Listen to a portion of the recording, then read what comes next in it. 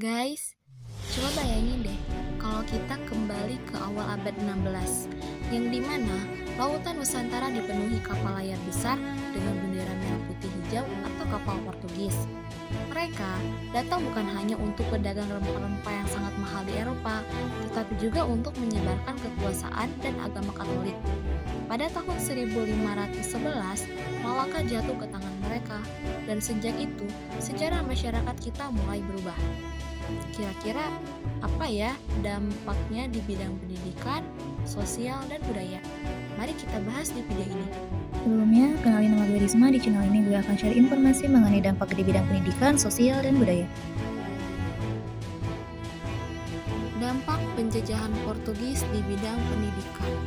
Portugis memperkenalkan sesuatu yang baru, yaitu sekolah misionaris. Tapi, sekolah ini bukan untuk semua orang, hanya mereka yang mau memeluk Katolik yang mendapat kesempatan belajar.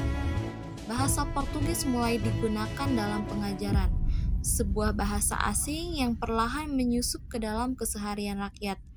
Di satu sisi, ini membuka pintu pendidikan modern ala Eropa.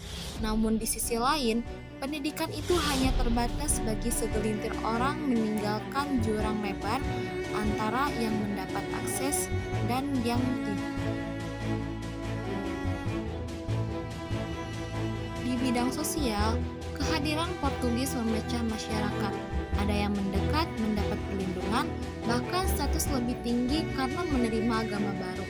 Tapi banyak juga yang menolak, hingga konflik pun tak terhindarkan. Perlawanan rakyat tumbuh, terutama dari kelompok Islam yang merasa identitasnya terancam.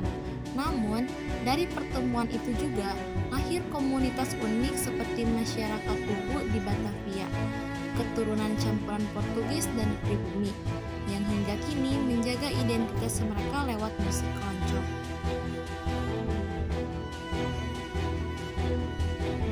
Budaya kita pun tak lagi sama.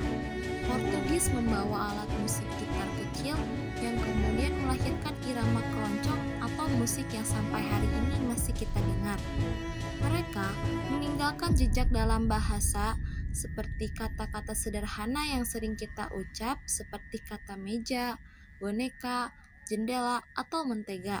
Ternyata kata-kata tersebut berasal dari Portugis, yang bahkan beberapa tradisi Katolik seperti Semana Santa di Flores masih lestari hingga sekarang. Tapi, di balik itu, sebagian budaya lokal ikut terpinggirkan, terdesak oleh budaya asing yang lebih dominan. Jadi, kesimpulannya, meski kekuasaan Portugis di Nusantara tidak berlangsung selama ratusan tahun seperti Belanda, jejak mereka tetap berasa. Pendidikan, sosial, dan budaya kita berubah karena perjumpaan itu. Ada yang hilang, ada yang bertahan. Ada pula yang lahir baru melalui akulturasi. Dari sini kita belajar bahwa penjajahan bukan hanya soal tanah yang dikuasai, tapi juga tentang jiwa, identitas, dan warisan budaya yang membentuk siapa kita hari ini.